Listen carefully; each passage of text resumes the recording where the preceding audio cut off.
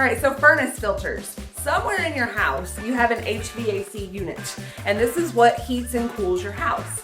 Every HVAC unit has a filter in it, and you need to change those periodically to keep the air cleaner in your house, to keep your house from getting less dusty. Especially if you have pets in the home, you want to change this more often. If you struggle with allergies or asthma, you would want to change it more often. But the way you change your furnace filter is first you need to find the one that's already in there so you know what kind to buy. So some units, there's no door or anything, you can just see the filter. But in my unit, there is a door, but it tells you right here, pure air. So this is where the filter is to keep the air clean. So if I take this door off,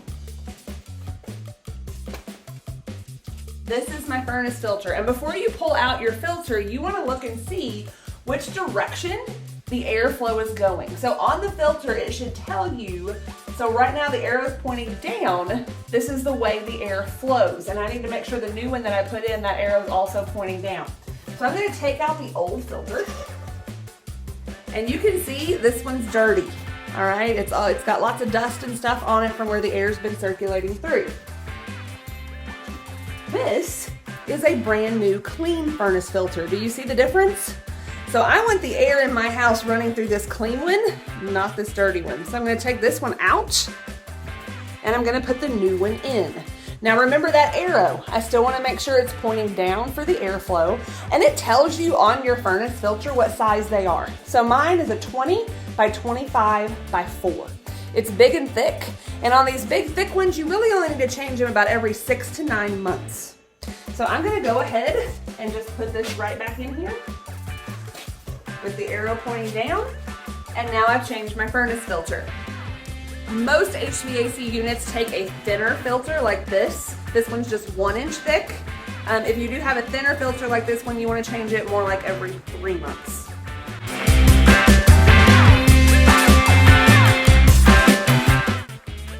All right, so every home should have smoke detectors.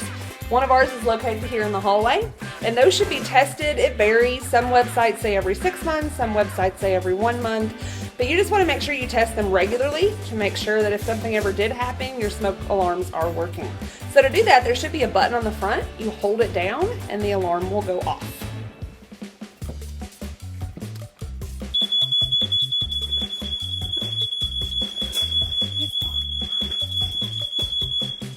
So mine work. If they're not working, you want to change the batteries, or even just change the batteries regularly to make sure that they do work. It should be a spot to pull it out, or to just take the whole smoke detector off the wall and replace the battery, but most of them take 9 volts.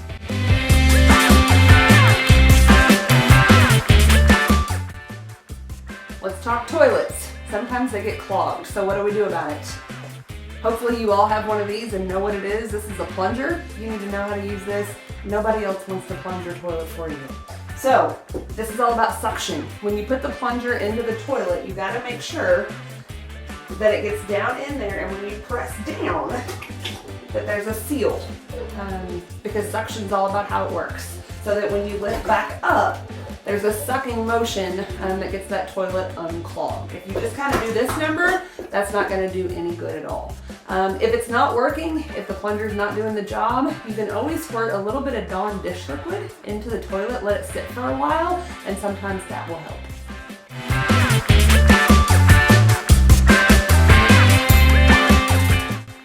Hopefully at this point you already know this, but don't ever, ever, ever put aluminum foil in your microwave, or any kind of aluminum or metal like a spoon or a fork or anything like that. It can't go in the microwave.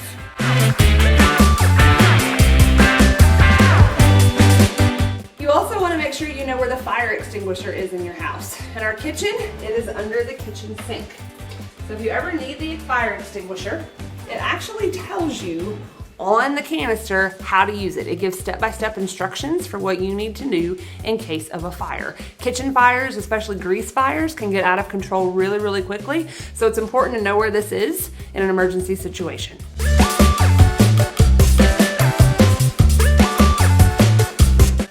You also want to make sure you know where the main water shutoff is in your house. That way, in case a pipe bursts or starts leaking, you can shut that main water off and the leak will stop. I know one time we had water coming through our ceiling from an upstairs toilet, and we immediately came downstairs, shut the water off, and the leak stopped, so that didn't do even more damage. So ours happens to be in one of the bedroom closets.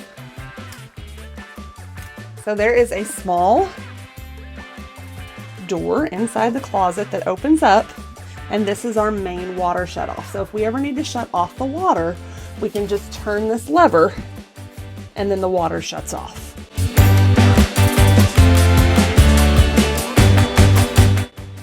You also want to make sure you know where the breaker box or breaker boxes are in your house. Ours are in the garage, and so this is what connects the outdoor electric to the indoor electric.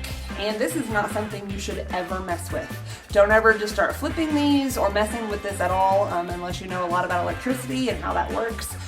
This is something that your parents should take care of, but you do just need to know where it is in case there ever is an electrical issue. The main breaker switch on the top of these is what totally shuts the power off to our house.